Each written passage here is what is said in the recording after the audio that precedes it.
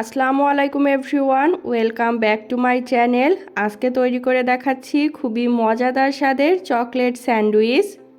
Chocolate sandwich তৈরি করার জন্য একটা চপিং বোর্ডের ওপরে আমি 2টা পাউরুটি নিয়ে নিলাম।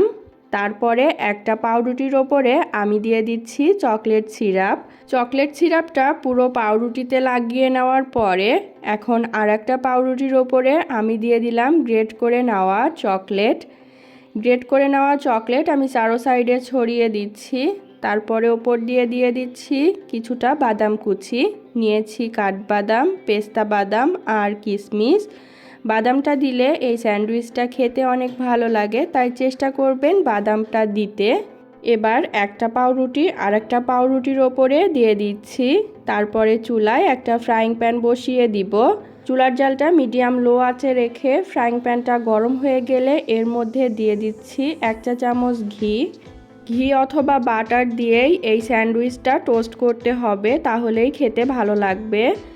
3 থেকে 4 মিনিট এক পিঠ বাদামি রং করে ভাজা হয়ে গেলে এখন স্যান্ডউইচটাকে আমি উল্টে দিলাম।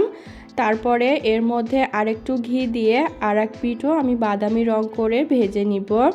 স্যান্ডউইচের 2 পিঠই ভাজা হয়ে গেছে। এখন স্যান্ডউইচটাকে আমি উঠিয়ে নিচ্ছি। এখন স্যান্ডউইচটাকে আমি কেটে নিব। 4টা ভাগ করে স্যান্ডউইচটা কেটে নিচ্ছি একটা পিৎজা কাটারের সাহায্যে। চাইলে ছুরি দিয়েও স্যান্ডউইচটা কেটে নেওয়া যাবে।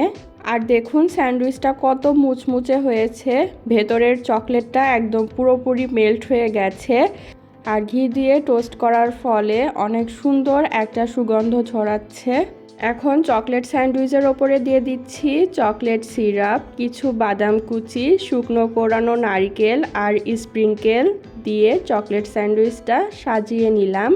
তৈরি হয়ে গেল খুবই মজাদার স্বাদের চকলেট স্যান্ডউইচ। আজ এ পর্যন্তই। ভিডিওটা কেমন লাগলো অবশ্যই কমেন্ট করে জানাবেন। ভিডিওটা ভালো লাগলে চ্যানেলটাকে সাবস্ক্রাইব এবং পেজটাকে ফলো করে দিবেন আর ভিডিওতে একটা লাইক দিয়ে দিবেন। আল্লাহ হাফেজ।